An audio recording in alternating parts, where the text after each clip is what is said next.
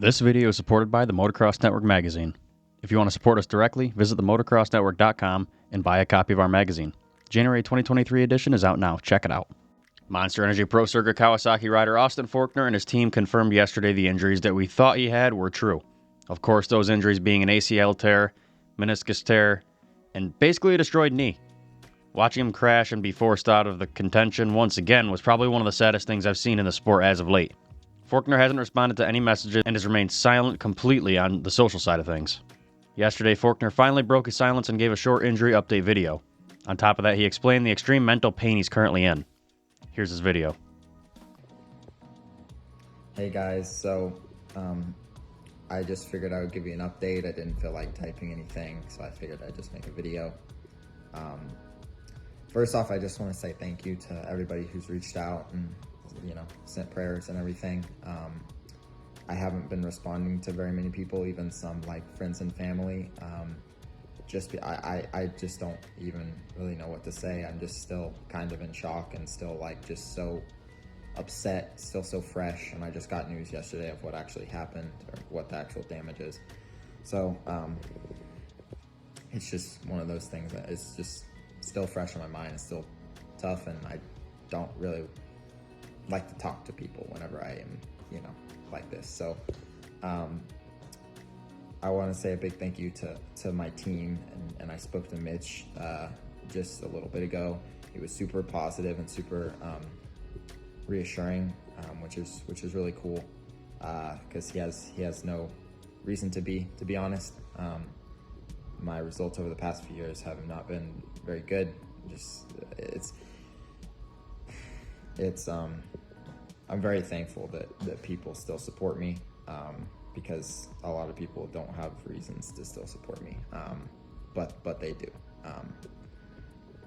So I guess with that being said, the damage to my knee, it's my knee is the main thing. If you guys couldn't see that from the I know they showed the TV angle where it looks like my leg's bouncing all around. It's not my leg. A lot of people thought it was it's ACL tear, full thickness ACL tear, lateral meniscus tear with displaced flap, posterior lateral tibial plateau, non-dispressed fracture. So like the top of my tib fib, the top of that's cracked, I guess.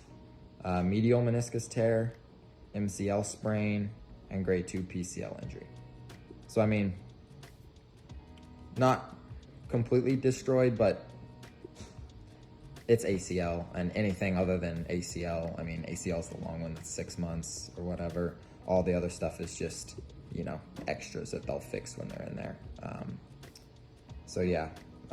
Oh, and I have a break in my hand also. It's right there, it's just a little bone in my wrist, or hands in there.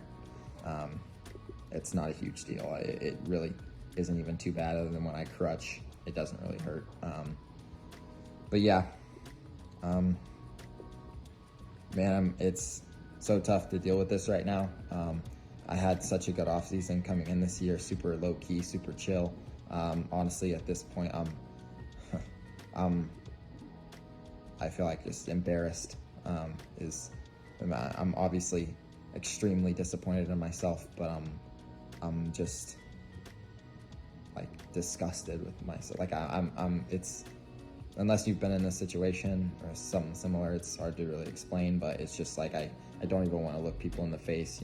It's tough, because now this is my third year where I've been out of the championship after 2 races, and that's for like a max of 2 races, so I didn't even make the first race this year, so, and now I'm out for a while, so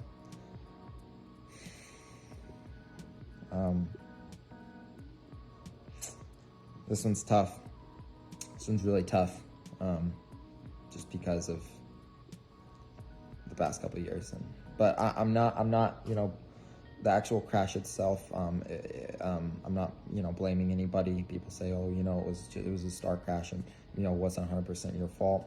I don't like having that outlook. I like taking responsibility where I can. If I would have gotten a little bit of a better jump, I could have had the wheel on those guys and they couldn't have came over and we couldn't have hit. But either way, I mean, me and RJ kind of got together out of the gate a little bit, and my front wheel was off the ground just like a little bit, and those guys started to come over from the outside, and my front wheel was up, so I couldn't move around because my front wheel was off the ground. And they came over, I let it down into the back of Cameron's wheel, dabbed my knee, and right when I dabbed my knee, I knew it was done. As soon as it bammed the quarter of a second or whatever between when I dabbed my knee to when I got ejected, I knew right then that my knee was done. And then I was on the ground and the doctors came over and they were like, "What's wrong?" And I was like, honestly, everything else, nothing's too bad, but my knee's done. Like, I'm all scraped up and stuff, but I knew my knee was done. So that's an update. Obviously I'm super bummed. More than bummed. I'm really, really, really upset. So I want to thank everybody though that's still sticking behind me. There's obviously the people that are going to talk. They're going to talk either way.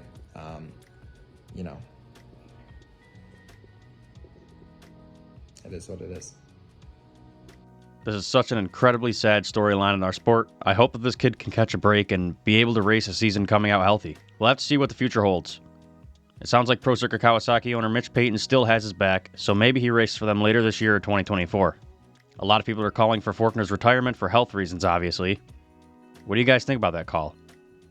Should Austin Forkner try to bounce back? Let us know what you think in the comments.